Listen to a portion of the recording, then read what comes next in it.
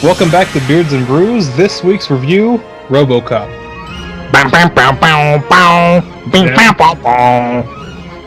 On this week's episode, to present the future of law enforcement, myself, Eric. I'm here too with my beard and my brew, Brady. And I'm Chandler. I don't know what I was supposed to say. That's perfect. So 1987's RoboCop. Any opening thoughts out there, guys? I have to ask, are you guys down with OCP? Yeah, you know me. You know Dick Jones. This guy. But yeah, Robo fucking Cop. My day was made. 10 out of 10. End of review. Go watch RoboCop. Starring Peter Weller, Red Foreman, and a whole lot of guns. Dun, dun, dun, dun, dun. Yeah, this was actually the first time that I'd ever seen it. Pretty much just like all the other movies, aside from one that we've reviewed, and it was both exactly what I expected and not at all what I expected. It was exactly what I expected as far as it being just like a true blast of 80s enthusiasm, but it I don't know, it kind of left me feeling like I wanted something else. I wanted something more. More than a man who became a robot cop? I mean, where's his robot dog? This needs to be like a buddy cop, dog cop crossover kind of bit. But the dog needs to be a robot. What more were you looking for, really? I mean, everything you need is in the title. I guess when we get into the meat of it, I'll figure it out. But right now, I don't know what I wanted. I think you needed a buddy to be there with you, so you could have enjoyed this with more flair. Is that what it needs? So he just needed us to stare at him the whole time, make sure like this. So RoboCop, this movie takes place in like a dystopian Detroit, or just Detroit, really? And, Detroit, really. Yeah, just regular Detroit. And the whole city is kind of run by this company called Omni Consumer Products, or rightfully known as OCP. And this takes place sometime in the future, like sometime in the not too discriminate future. I don't really know exactly when. In the not too distant future. Sorry. Yeah. Yeah, I got you. You also have this this cute little commercial about like a heart transplant. You get to pick the heart, and it's made by like Yamaha or something. Only the sports model. That's what we have to look forward to in the future. But remember, they care. Smiley face. What's a Sports Center? EA Sports. It's in the heart. But you get to see some of those commercials, like with the French guy, and he's talking about like a neutron bomb for that whatever reason. It's pretty good. You get a spoof of the president he's banging around inside of a space station in 0G because he's up there and they had a gravity problem. Oh yeah, the Star Wars thing. This is definitely a Reagan kind of thing going on. Oh yeah, there's a lot of great satire and funny little made-up commercials, like overdubbed in the background with real footage. Shit is funny. Yeah, it is. Meet Murphy, your average all-around great guy who also happens to be a cop in Detroit. I still don't know that he's such a great guy. We don't know anything about this fella except transferring from Metro South. What do we know about these Metro South kids? Well, apparently it's the kind of district that doesn't quite get a lot of traffic down there. So as soon as he gets to Detroit, it's like, hey, welcome to hell. Not only that, but within our first introductions to him and him getting out on the beat, I'm skipping ahead just for a moment. This man comes from a place where they don't get a lot of crime, anything like that. But as soon as he hits the streets, he's like, fuck it, gun these dudes down. Just no shit, and he's just like hanging outside of the car with 2 guns, just on the windshield. Yeah. Why not? Just how they roll in, like, futuristic Michigan. And their body armor looks like it's made of just the thinnest piece of foam ever. Well, it's more of just, it's more of an opinion. Then we are greeted, after Murphy, with these series of commercials, one of which introduces our main bad guy here, Clarence Boddicker, the boss of Old Detroit, and as Chandler referred to him, Red Foreman. It's fucking Red Foreman. I don't know him as anything else. So after that, they're hanging out in the precinct this guy, super scummy guy, is talking to, I suppose, his lawyer, and his lawyer's trying to get him out of jail for, I think, attempted murder or some shit, and the chief just isn't having it, and he shoves him and goes, "The scumbags will see the judge on Monday morning," which makes no sense, because this dude isn't even in cuffs. He's just roaming around the precinct with his lawyer, like, fuck it. I think it's a great way to show that this entire city is just run by money, and not even the police department can do anything about it. Yeah. Murph is then instructed that he's going to be a working man from now on. Wink. You know, he has to grab his armor and head out. So as soon as he gets on the fucking job, first thing you do, grab your armor, head out. Shit, got things to do. We get introduced to his partner, Lewis. She is an incredible character. She gets to do a lot of stuff, which even for like the late 80s seems really neat that we had this female character who gets to be a badass. So that's kind of fun. Like a nice looking 80s Maggie Gyllenhaal. That's what I thought of her as. She kind of always reminded me of what's her name from Married with Children. I lived across the street from Al and Family. Oh, fuck! What was her name? Oh yeah, Marcy Darcy. Yeah, you know, she gets right up there with Marcy Darcy and Ellen Ripley in the pantheon of lady hero pioneers. Yeah, absolutely. So he meets this new partner of his, and you know, she's a good-looking lady cop. Like I said, Maggie Gyllenhaal-looking lady, and there's just, at least as far as I'm concerned, immediate sexual tension. Is that just me? Well, yes, you know, it's no? not like Okay. it's like the partner to partner thing. You know, they have to kind of get used to each other. I kind of got that. Let me tell you about my best friend. Just instantaneous vibe. I think it was more like, let me tell you about my genitals kind of vibe, but okay. It goes straight. Put on your armor to take off your armor and clap these cheeks. Yeah. After that, you get introduced to the OCP boardroom. This place is a reoccurring setting in this movie, and you get introduced to that suck-up guy. His name I didn't even bother to write down. I just call him suck-up guy. He's just clapping his ass off, you know, trying to get those brownie points, Bob. And then we get Ed 209. Ed 209 to me just looks like a very shelled down version of Diva from Overwatch. The mech, not the girl, but the mech. I want to agree, but I'm lost on this reference. Well, the people listening will get it. Maybe. I don't know. I think you should leave Edward 209 alone. Okay, he's just fine. Fucking Edward Gatling gun hands. But he's the OCP's answer to all the crime. There's like an underlying story here that they just want to kind of buy out the entire city and turn it into a Delta City. But by doing that, they kind of need to clean up the crime. So their first attempt was this giant tank thing. Military robot of doom. Doesn't have to work, as long as they can buy replacement parts for it. Yeah, for the next 25 years. Fuck it. So they want to put on a demonstration of this thing's capabilities.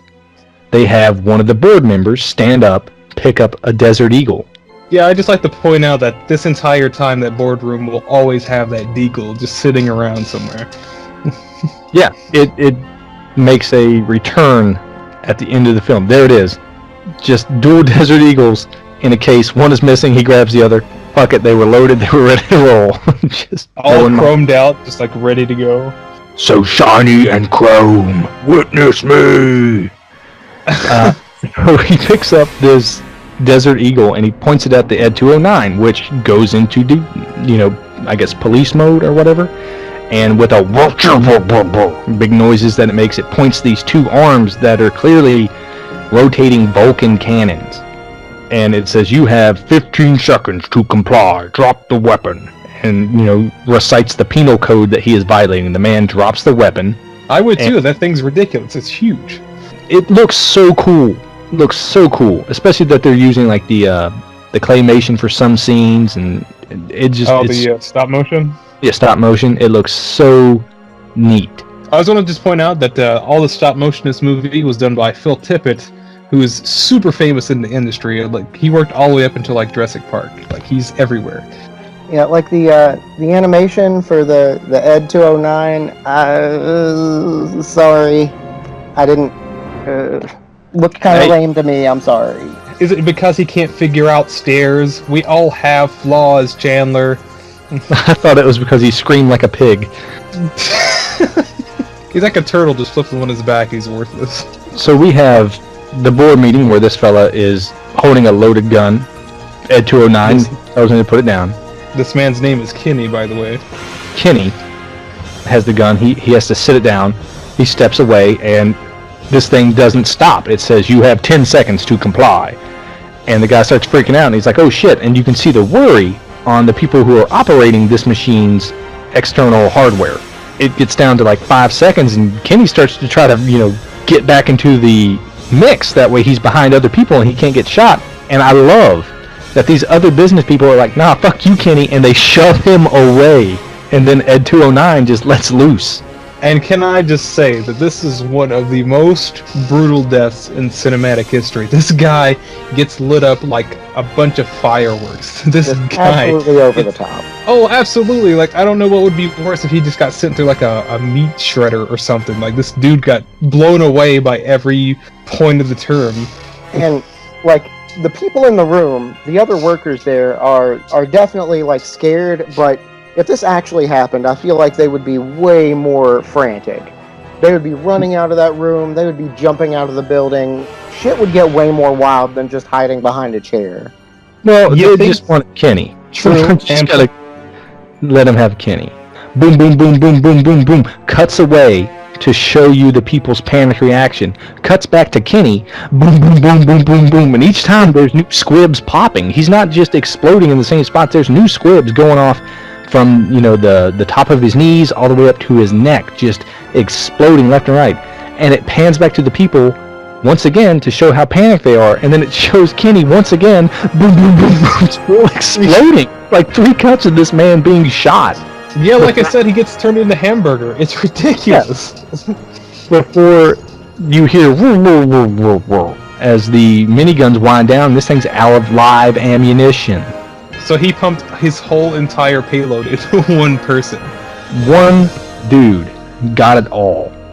Now, I want to know who the fuck was in charge of this 209 machine and was like, you know what? Put live rounds in that bitch. Load it up. Put a lot of them in there. It's probably good old Dick Jones himself. But the great part about that whole thing, like, after this guy gets basically eviscerated, the old man chairman just like, I'm disappointed. You should have known better, you rascals. Yeah. This guy's hand on his hip, shaking his finger. Ooh. This guy's just bleeding all over the place. Fucking mess. Like someone went over the top of him with a lawnmower.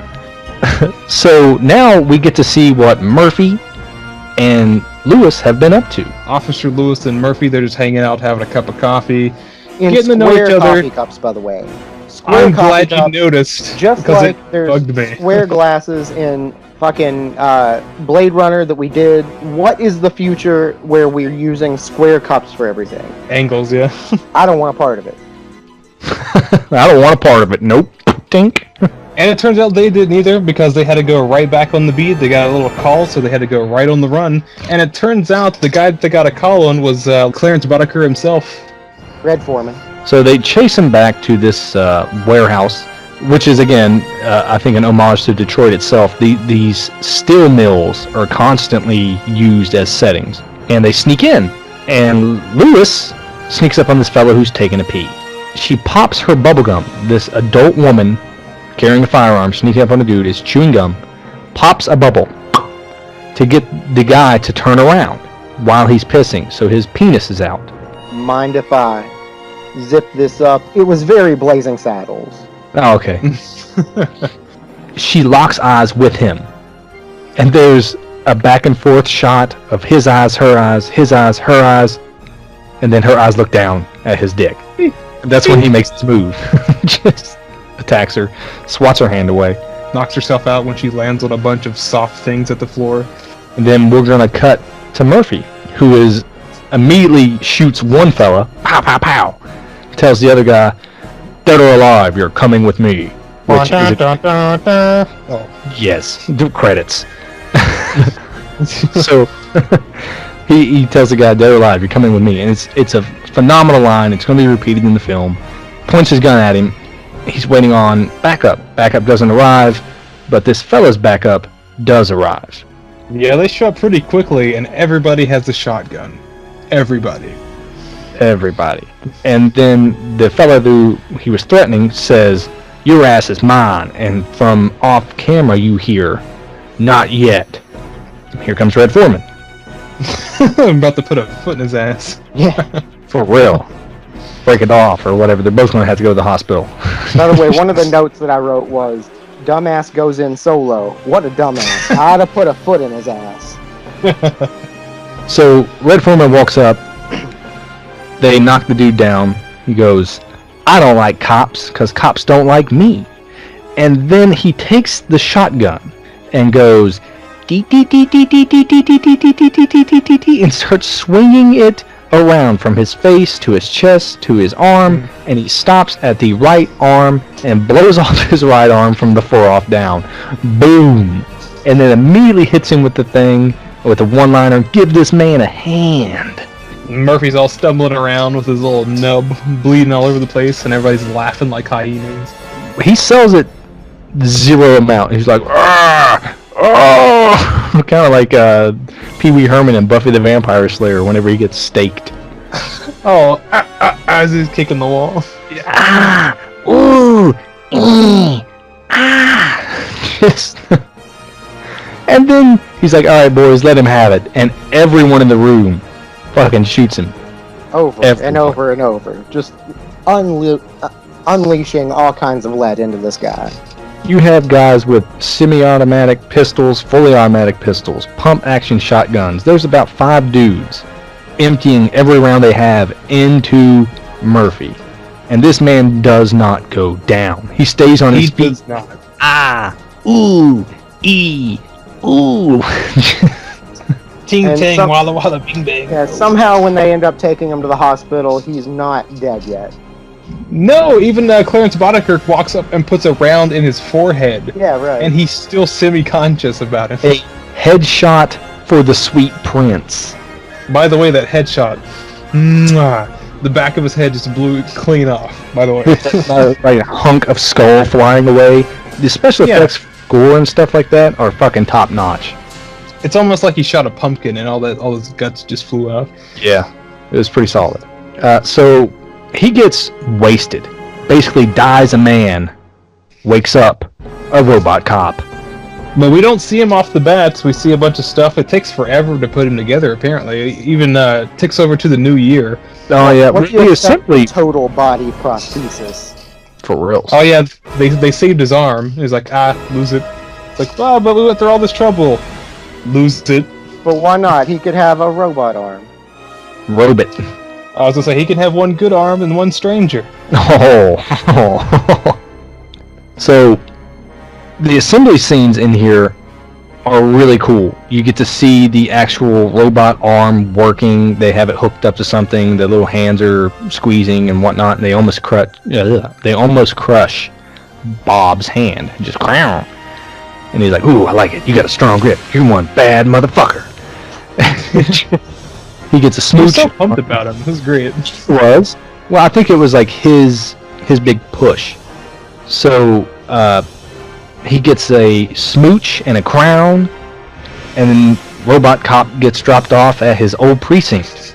Oh yeah, what's great about this whole thing, we don't really see what he looks like. The first little glimpse we get of him is when he gets out of his like little bed chair thing, and you see him on like a little monitor to the left, like just a glance. It takes the movie a pretty long time. The build-up is wonderful, because like as soon as they go back to the precinct or whatever, all those OCP guys, they bum rush the place, and the commissioner or whatever is just like, "What the fuck are you guys doing?" Whatever. It's like, I answer to, you hear like good junk, and even then, glass. Yeah, like you don't even see him then. It's behind that glass, and then he just turns away and goes into a door. And then everybody runs after him. They're curious. They want to see this new RoboCop. I feel like that big reveal would be a lot more effective if he wasn't on the actual cover of the movie.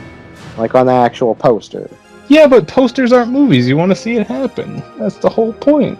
Show me these things. he gets walked back into that room and set in his chair. They start giving him his whatchamacallit, his food. Yes, the rudimentary paste from a Slurpee machine. I love how that guy's like, "Ooh, it tastes like baby food," and Bobby's like, "Ha, knock yourself out, pal." And he does. He just continues to eat it. You get a really cool targeting montage as the lady moves his pin. They do system checks. I thought this scene was actually pretty cool because they're making like real feel of the system diagnostics as they sit him down, as they get him rested. Here he is. Make sure he's up to optimal performance, and then he's yours, and he's going to do his thing. Well, I still just love how he's presented to us. Everything is not face value. Everything's almost from another character at that point. Because like he goes to the firing range, and all these cops are there. They're just practicing or whatnot. And then in the middle of it, he's like, and everybody's just like, "What the fuck is that?" And you see this like robot hand with a giant fucking auto pistol, just like going to town on these targets, like fucking decapitating them and shit. He's sawing the pictures in half, and Robo looks amazing from head to toe, like a literal knight in shining armor. He looks so damn cool. Man, he's got that sweet anodized look. Man, it's so good. Yeah, where you get to see the colors in the steel as he moves. It's fucking wicked. Yeah, don't you just want to like fry an egg on that guy? Yeah, like he's just an overheated chrome muffler. I he won't stick at all. Wait, what? So he's shooting these targets, and you get to see his now signature whoop, whoop, whoop, spinny gun move, where he holsters his weapon. Earlier in the movie, Murphy was just spinning his gun because his kid liked the character in a TV show, and he did the same thing. Exactly. So everyone sees this new robot. He has proven himself effective to the OCP people, to the police office, or the police force, or whatever, with a send-off of, "Go get him, boy!" The soundtrack fucking blares in as he is walking, catches some keys, "Thank you," and just fucking walks out, gets in the car, and speeds away. Like, he goes immediately to town, both, literally and metaphorically. Yeah, I mean, I love this movie, and I would buy it for $1. I'd buy that for $1. But Murphy goes back to his old district and everything, and he just cleans house. He just starts fucking people up like left and right. Now, this is going to be a question more for Chandler. During the robbery scene, the safe is hidden by a bunch of cans of Miller Lite. Instead of Miller Lite, what did you review, Chandler? Well, instead of Detroit, I had to go about 140 miles west. I'm reviewing Bell's Kalamazoo Stout. Ooh. Ah. What do you got over there, Brady? I found the soundtrack has a scene right when the music really crescendos. There's an anvil smack, ping, and then it swells into the dun dun dun dun dun, and that's always stuck with me since I was a fucking kid. It's amazing. So I found a Sonoma cider, and it is called The Anvil. That's what I have, sir. And apparently the Sonoma cider, The Anvil, is certified organic. When I cracked it open, man oh man did it smell good. Like I said, it's a cider, so immediately it had very, very fruity smell to it, and I was excited for that because I'd been waiting all day. It's hot outside today, and we had been outside, so I wanted something nice, sweet, and cool. I take a drink, and I can't say I was immediately disappointed. I went, what the fuck is that? It has a very malt flavor for a cider. It tasted almost like a fermented apple, but if you ate an apple that had been sitting in the sun and got mushy and really rotteny, it tasted like that. I drank probably a little over half of this and decided that was enough for me. So, for what I paid, I think I got my money's worth. Yeah, it kind of takes a lot for a cider to really do it for me. I like something crisp, clean, dry. I don't like too much else other than that. But this Kalamazoo Stout, it's like I said, it's from Bell's, which is a Michigan brewery, still keeping it in Michigan. Really dry, real dry, dark roasted malt. A little bit of hop presence there, which is good. You kind of want that in a stout. But otherwise, just very straightforward. little bit of dark chocolate, a little bit of coffee. Otherwise, just a really, solid, straightforward stout. I dig it. Well, that's good to know, because these guys, they only had Miller Lite.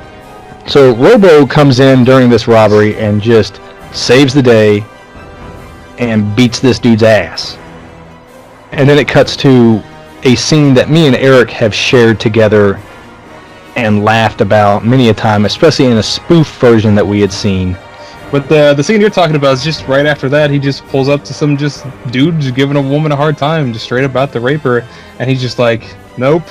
And so he, as the guy's trying to use the lady as a human shield, RoboCop uses his fancy targeting system to shoot through her dress into the guy's dick. Just blows it clean off. Which, in the spoof version that we watched, is a 5-minute take of this with a very good production budget. RoboCop looks just like the RoboCop in the spoof, and that is all he is doing for like 3 minutes is blowing off dicks. To which I say, the production on that is so good, you could splice that into this movie, show it to someone who hadn't seen this movie before, and just leave it at that. Yeah, and I think Chandler would have bought it and be like, man, that dick blowing off scene was the saving... Yeah. That RoboCop sure hates dicks. Just the look on his face, he's like, ugh, just blowing off dicks. I feel like it'd be one of those things, like, as he watched it that night, we would get a text in our little chat thing, like, so about that scene where he blows off like 30 goddamn dicks. Yeah. 30 goddamn dicks. So the lady, after she is rescued, runs over to Robo to express gratitude. She's hugging this robot. And he goes, ma'am, I have notified a rape crisis center. You have experienced a trauma. She just looks at him like, what? It seems silly, but it's a really cool, subtle way to be like, hey, he's all machine now. Like, yeah, he's got no humanity at the moment. So he's just like, oh, you've experienced a crisis. I've got you, ma'am. Later, just ship you off to whatever. I will help you by letting someone else deal with it. Exactly. We cut to a hostage situation, and the robot cop doesn't negotiate with terrorists. America. He doesn't negotiate at all. No. This guy who went crazy, I guess a congressman, he's holding the mayor hostage in their little office or whatever. This guy has ridiculous demands. Don't fuck with me. I'm a desperate man. I want new coffee and my old job back.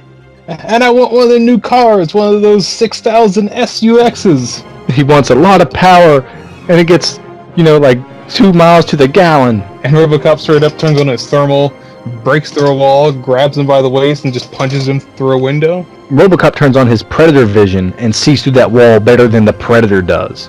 The quality of thermal for RoboCop as compared to the Predator is leaps and bounds apart. Well, I just love how, like, for movie's sake, they show you the scene of the guy getting punched through the window, but they use the scene from the movie in the news footage in the movie. Well, I also enjoy the fact that when RoboCop punches through this wall and grabs him, he just tosses him out a fucking window. Like, RoboCop just murders. Alright, so after he gets thrown out the window, there's another little snippet where they go through commercials, and they show you a commercial for this board game called Nukem.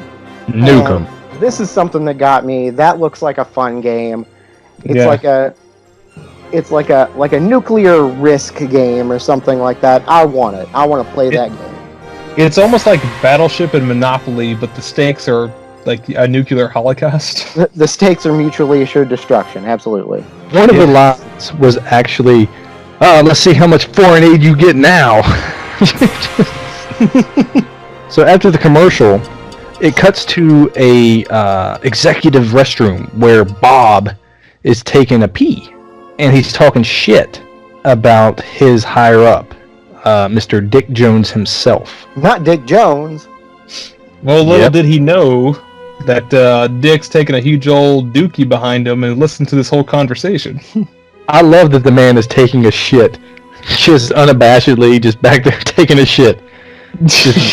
It's like it's the perfect metaphor because he's the senior vice president, so he's taking a number 2. Oh, maybe this is deeper than I thought. Yeah, much like the bowl of that toilet. Dick Jones is back there taking a shit while Bob is talking all this junk. And there's no fear from Bob. Bob doesn't care, but everyone else realizes that Dick Jones is coming out of the stall, and one of the characters literally pisses himself in fear. Like, in such a hurry to put his dick away, he's not done pissing, he just puts it up, pisses on himself, and leaves. It's more than just teaspooning, too. That's like a whole tablespoon. Oh, yeah, buddy. Bob and Dick have a chat where they discuss a respect line that has been crossed by Bob bringing out RoboCop over Dead 209. Yeah, it turns out Bob was going a little too hard, and really they didn't have any beef until Bob opened his stupid mouth. There's a line, and you just stepped over it, buddy boy. The tension here with them looking at each other with their fucking smirky little faces, each one trying to look like the bigger asshole. All I thought was, are they gonna kiss? Are they gonna kiss right now? Well, he does, like, reach his hand up, caress his face, then grab his hair by the back of his head. Oh, yeah. Like, it's gonna be some rough bathroom sex in any minute. I think I've seen this one when I went to the wrong section on Pornhub. You sure it was the wrong section, Chandler? Well... No. Yeah, you try to look up RoboCop. RoboCop? Yep, there it is. There's my joke. I gotta do this. And there it goes. So, after that... God damn it. So after that, RoboCop has a scene where he develops his old personality, or at least pieces of it, via some kind of mind spike seizure. Yeah, I guess he's asleep because robots have to sleep, and they've got him connected to like this seismograph, and it just starts going haywire when he starts dreaming, I guess. Well, it wasn't until after he held up that guy at the other gas station where he meets the guy that one of the guys that murdered him. Yeah, that really fires up his brain piece. Brain. Well, he's got like a little hunk of brain in there. He's got people parts. Now remember, he's not full robot. He is a cyborg. More machine than man, but still mannish. Well, the cover says half man, half cop. Half man, half cop. Is that what I said? Oh, shit.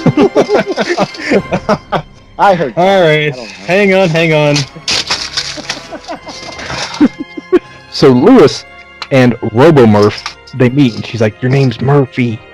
You know, she's planting this seed of, you know, later dissent against OCP in RoboCop's mind. And in the nicest way, RoboCop's just like, bitch, you crazy, I gotta go. I have to go catch baddies. I'm not programmed to have this conversation yet. Next, they go to the gas station robbery, where one of Clarence Boddicker's lackeys, one of the fellows who killed RoboCop, is there filling up a tank, killing this, well, not killing, threatening this fellow who is just trying to earn some money to get through school. Oh yeah, the poor nerd with the math book. Think you're smarter than me, huh? Think you're smarter than a bullet? Huh? I can shoot you in the eye from way over here. So Robo shows up while this guy is creating havoc and blowing up the gas station, well, leading up to a blowing up of the gas station. Tries to speed away on his motorcycle. RoboCop takes his gun, shoots the motorcycle, makes the fellow wreck. Man, real credit to the stuntmen in this movie, because we're getting two scenes back to back. One of a motorcycle crash where the stuntman fucking eats it, and wow. And then one of the explosion where the stuntman is literally in the explosion, walking out in this RoboCop suit. He's in it, you see the explosion, it envelops him, and as it starts to recede, the dude is still walking out, completely 100% still in character, while engulfed by a fireball. Good work, fellas. Yeah, it's not the same as like Terminator 2, where it's like a computer-generated T-1000 walking out of a big mess of a wreck. This was a dude in a plastic suit with a little bit of heat jelly on his face, trying to cruise out of the biggest explosion in the movie. Fuck yes. He's probably just like, oh, please God, don't kill me. I have a child. So he goes over and apprehends this Boddicker baddie, takes him to jail, and RoboCop, the guy's face is familiar to him due to his memory, but he still can't piece it together. And this is where we get introduced to a very pivotal piece of Robo's equipment, his data spike. Oh, is that what it was called? Yeah, if that's not what it's called, by God, that's what it should be called. Data spike. I like it. It's like a Wolverine claw, an 8-inch long steel spike that he uses to access OCP computers via penetrating them. Fucking there's a hole, he's got a spike, pa-ching ching, he fucking stabs it, and he knows shit. Metaphor? You've been jacking on again. He finds out that he is dead and looks into his former life, son. Has a Halloween flashback where his son's a little devil with a pitchfork. Looks like they got it from the dollar store or something. By the way, I want to let it be known that in this version of the future, we still have shitty CRT TV screens. It's all about the tubes, man. The internet's nothing but tubes. Oh! Yeah! Kickstart my heart. But he goes in search of Red Foreman, Clarence Boddicker, and enters a club where a fella pulls a gun on him, another one of Foreman's flunkies. But the cut is super quick, though. Like, he just immediately... I thought he just went clubbing. Yeah, he's like, just... That's just what he did off the clock. He just went straight up to the club. Where's the bitches? Wow, wow, wow. Bitches leave. Oh, man. Nice. One of, Boddicker's baddies pulls out a gun on him, and he swats it away almost like instantly. Just like, bitch, psh, and he smacks it, and it goes flying through the air, and somehow magically lands in another man's hand. And he's using it like a glow stick at a rave, and he never questions how he just caught this handgun or anything. Yeah, he's just excited to be there. I love it. He's just like, dance, a gun. All right! Dun, dun, dun, dun, dun. So this guy, to try to get away from RoboCop, kicks him in the nuts. And you get this fucking amazing bong gong sound. Yeah, try to kick him right in the nuts and bolts, huh? Right in the gears. Right in the RoboCop. Hang on. Before you can spot up another piece of paper. After that, we get to cut to the VP, Mr. Bob himself, doing coke and hookers. We don't know that they were hookers. They could have just been sluts. They were models, but... So he's there, and he's got these, as Chandler said, perhaps not hookers, but sluts. It's hard to tell. But Clarence arrives, and as Eric mentioned before, hits him with the great line, "Bitches leave." And they do. There's no argument. They're just like, yeet, gone. And one of them's just like, I mean, obviously. Call me? And they just ignore her.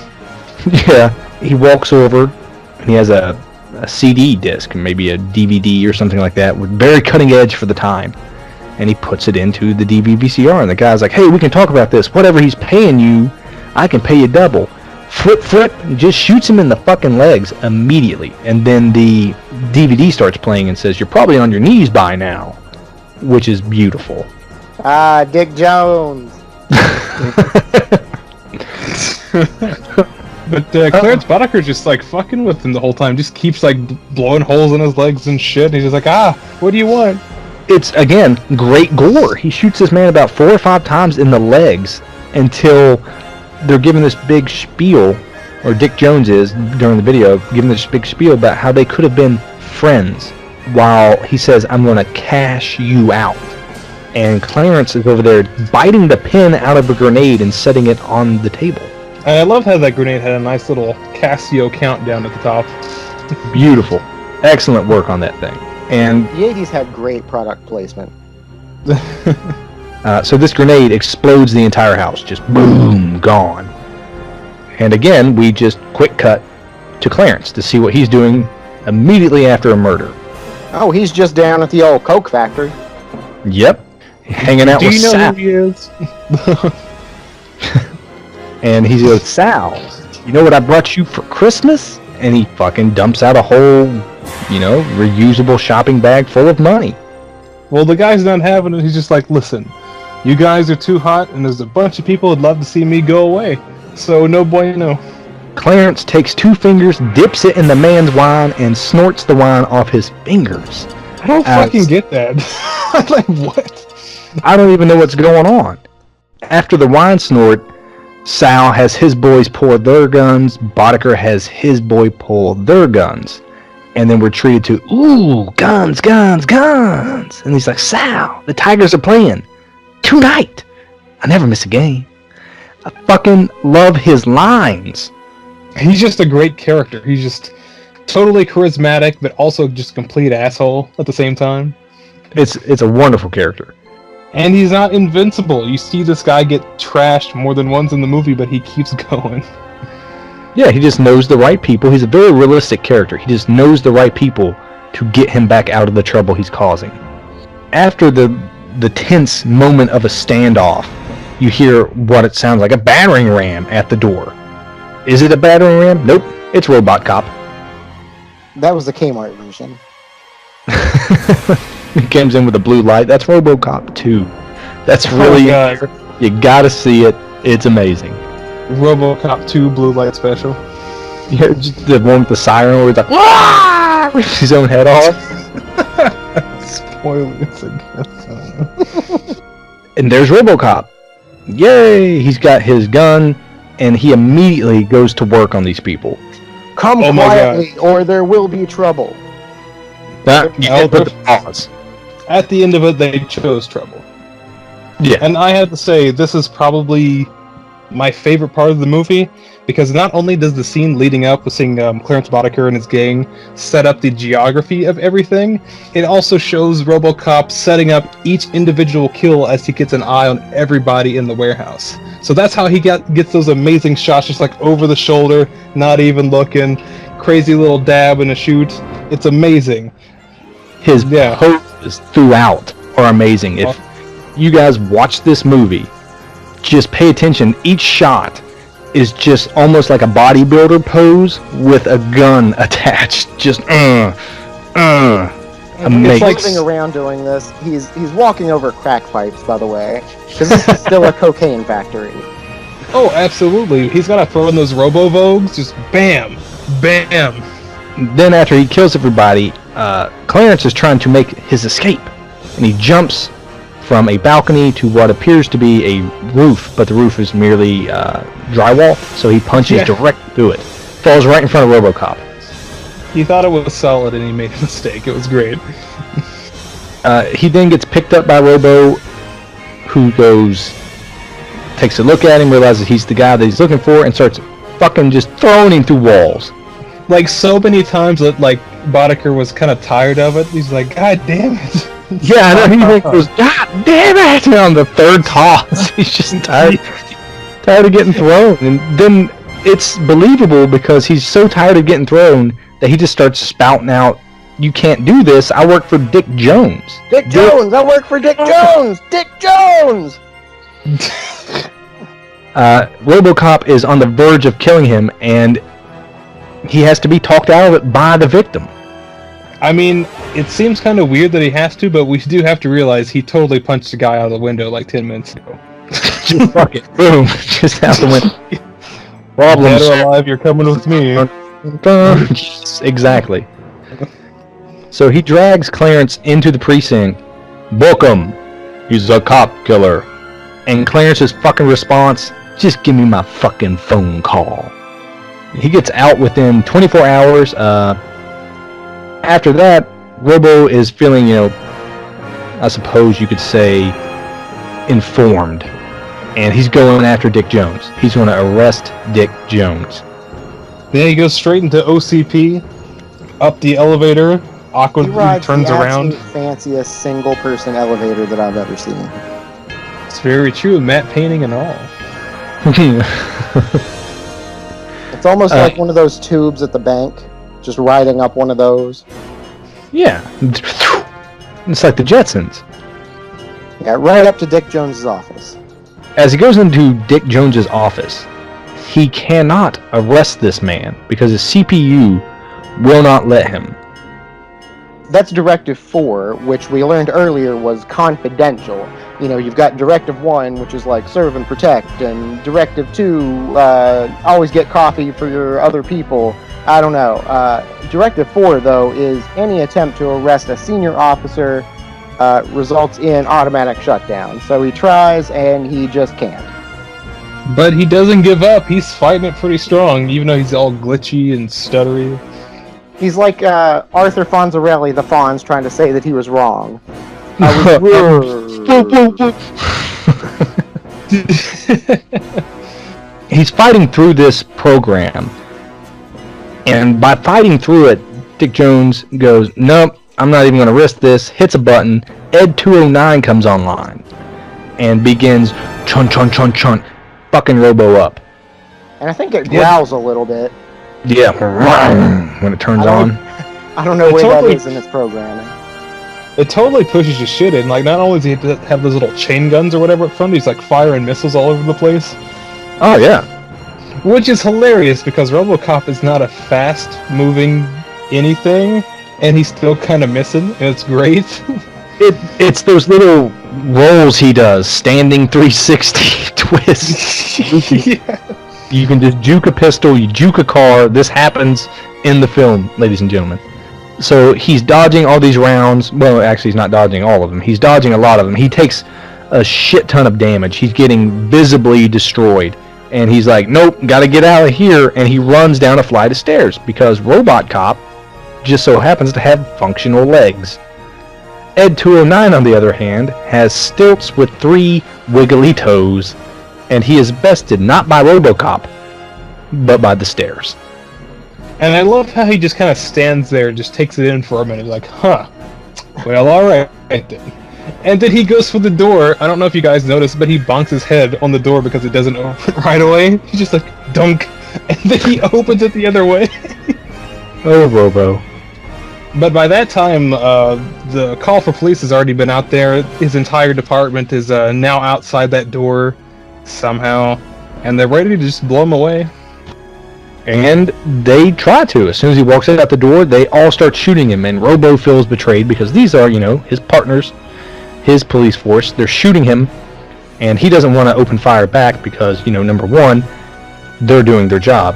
Number two, they were somewhat his friends, first day on the job, he's murdered, whatever. He runs into the parking garage where he is luckily saved by his A1 since day one, Lewis. I love how he tried to roll away though. Like he just tried to roll back and forth through the level so he can just drop further down each time. Yes. This guy is not mobile. He doesn't move very well, so he's just rolling away as fast as he can. Just no. Nope. Not today, Lord. Just keeps rolling. We're treated to another series of commercials about the 6000 SUX. And we hear that one of the Star Wars, not film Star Wars, but the Reagan-era Star Wars laser cannon has misfired and killed 113 people. Including 3 previous U.S. presidents, where they had gone to retire. Just wow. We get Clarence being a scumbag in the best way as he takes his gum for a meeting with Dick Jones and sticks it to the lady's nameplate and sets it back down. And he goes in and immediately calls Dick Jones Dickie Boy. Well, that's how you know they're tight. But he's there to get his, final objective. Old Dickie Boy tells him to just kill RoboCop at any means necessary. And he gives him military-grade weapon to do it. Yeah, because RoboCop's mind is admissible as evidence, and he has footage of Clarence saying, Dick Jones, I work for Dick Jones. And he's sent to... Exactly. And he's sent to kill Robo with these military-grade weapons. Cut to Lewis, bringing RoboCop baby food. And he is doing repairs to himself, where you get to see him remove his helmet, and you get to see the face of Murphy under the helmet for the first time. And it's literally Peter Weller's face, but they've done such a great job with the prosthetic on the edges to make it look like it's literally stretched over just computer bits. It looks cool. Yeah, his skin itself looks super just plasticky, like it was just kept alive just for the little bit of facial bit. Yeah. By the way, during all of this, the whole movie, even stretching back to the beginning, there's this underlying thought that there might be a strike, a cop strike. They even say, we don't strike, we're not plumbers, and then I guess at some point they do strike. Yeah, they become plumbers. Yeah, okay. But it kind of works out. Oh man! But it works out in Lewis's favor because she can just like walk right into the police department, grab his old gun and whatever else that he wanted, and bring it right back to him. Yeah, because no one gives a shit. And now, while they're all striking, there's looting and chaos and just general havoc going on. Yeah, then fucking Clarence Boddicker shows up with the fucking sniper rifle from a racer and blows up that dude's car. Like a comically large The rifle. CAC. Yeah. Literally. Cobra Assault Cannon. CAC. It's a Boston Dick. It's a big old CAC. And at this point, it's pretty much just letting my little brother play Grand Theft Auto 3 when he was like 12. He's just doing shit. They're blowing everything up and laughing. Absolutely. So, via tracking device implanted in RoboCop, they head to the steel mill while Murphy adjusts his aim with Lewis's help in a cute buddy cop moment. A little bit more sexual tension. I got no sexual tension during this scene. Help me fix my targeting system. I don't think RoboCop ever sounded that sultry. You're making him sound like Doc Holliday, sir. He's Am gonna I projecting? huckleberry somebody. Very much so. Someone's about to get huckleberried. Somebody's about to get some severe data spiking. So Oh, nice. I'm your Huckleberry. shrink. Dead or alive, your huckleberry. So the boys pull up, and they are in high spirits with these huge guns, the Cobra assault cannons. And they're looking around. It's pretty fucking weird setup. Robo picks up a piece of thing, throws it over there. They fire the guns. There's a big explosion. And he goes, "Looking for me?" And he And strings then he just walks away in the slowest manner. Yeah, too bad they're basically stormtroopers with those things. Well, they're shooting from the Star Wars stormtroopers, not the Reagan stormtroopers. Yeah, they're just shooting from the hip. General area should be fine. But I did forget to mention that after he says, "Looking for me," he immediately takes out Joe. Just burp, burp, burp. Just fucking slaughters him. They try to shoot him from the hip. They fail. RoboCop is running away. One of the fellows climbs inside this, walking very slowly away. Casually eluding his targets. No one can fuck with me. So, one of the fellas drives what appears to be a former bread delivery truck, and he's trying to run RoboCop over. Oh, and in the quickest he moves in the entire picture, as like maybe a moment away from him striking RoboCop, he kind of jets out of the way real fast, and he just slams right into this random thing of toxic waste that's all over Detroit. I guess they just have them everywhere. Toxic waste. All And right. if this fella didn't look like Flea from the Red Hot Chili Peppers before, he definitely did after. Oh Jesus! He was a mushy, squishy mutant man that looks amazing FX-wise, to the point to where his fingers are sagging and the finger bone is protruding out. I thought that was a great touch. And as someone who's seen the Chili Peppers live, I can confirm the condom fingers.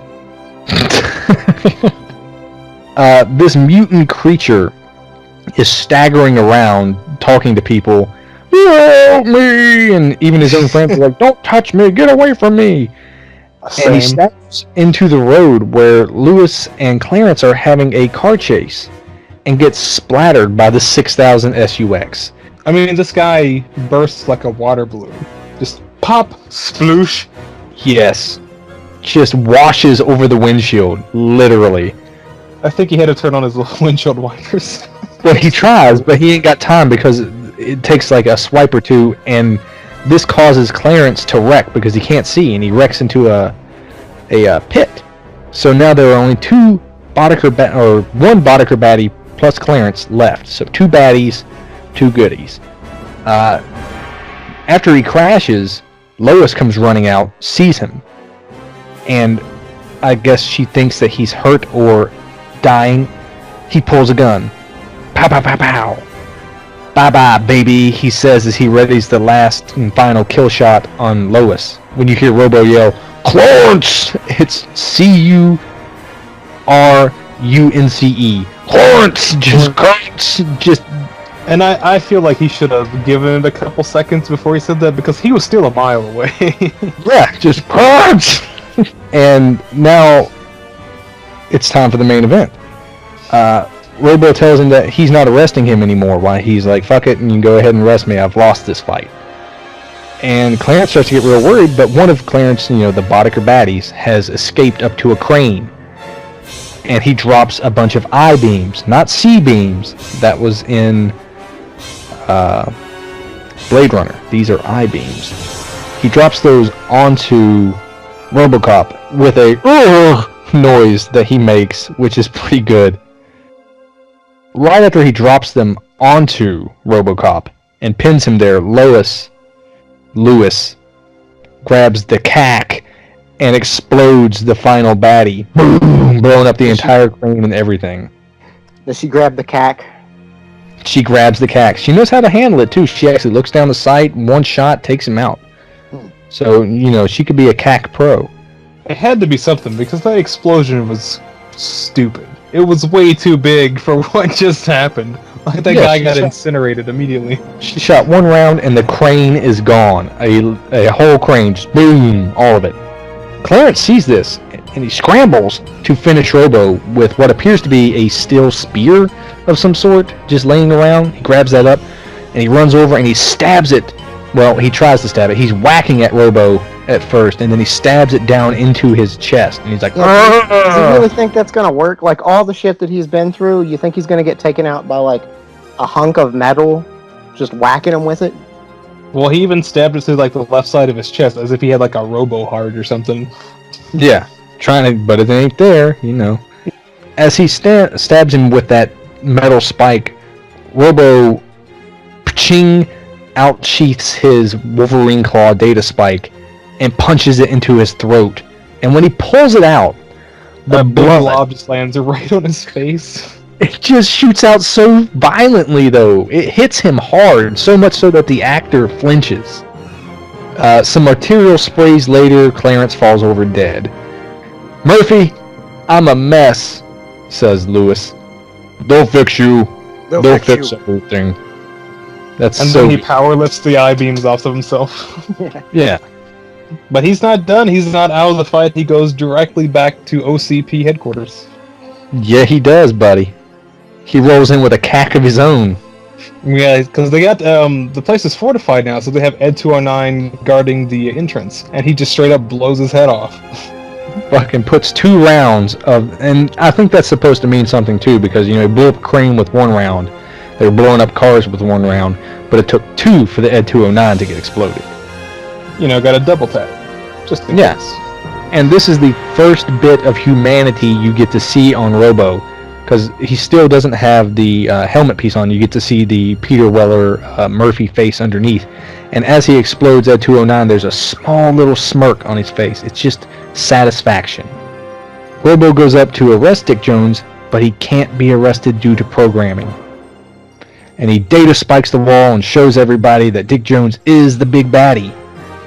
Which is great because the old man chairman fires Dick, so that means Directive 4 does not apply to him. And he's like, thank you. Hell yeah. Boom, boom, boom, boom, boom. And then RoboCop fires him out of a window with a pretty easy loophole there. Yeah. And as soon as he smashes through that window, his arms grow unexpectedly longer somehow as he's falling down.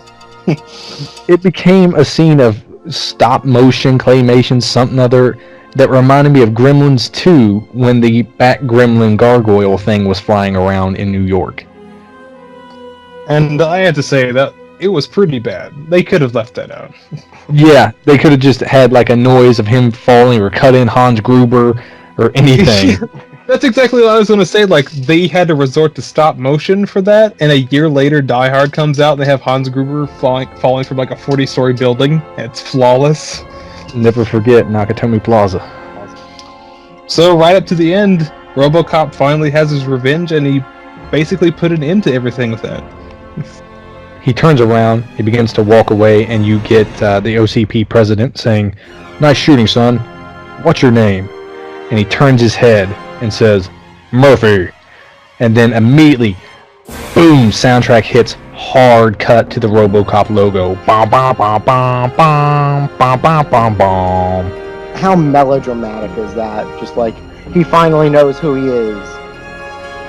I think it's the coolest shit in the world, so. Fucking loved it. Amazing film, top to bottom. I've loved this thing since I was a fucking tiny child. It can do no wrong in my eyes. Like, it's fine. It was an entertaining movie, but it just, I don't get it. It didn't fill me with anything other than, 100 minutes of entertainment. It didn't fill you with anything besides 100 minutes of entertainment. Think about that. It gave you 100 minutes of entertainment, sir, and you want more? The movie did its job, and you don't know what?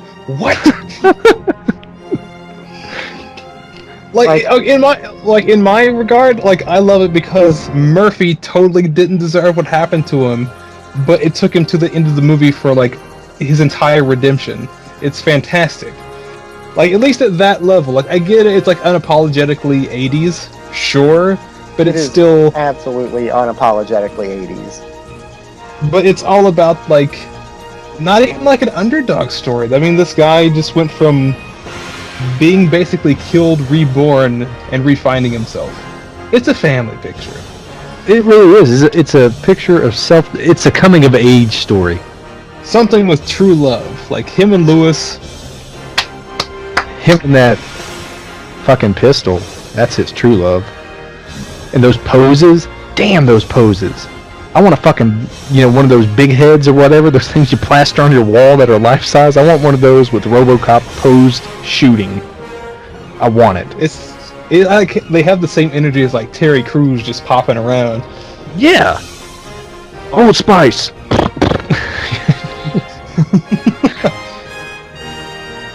Love it or hate it, that was RoboCop. I personally love it to death. Brady does too. Chandler is a little indifferent, but I feel like he didn't hate it. I didn't hate it. Not really my thing, though. Love it.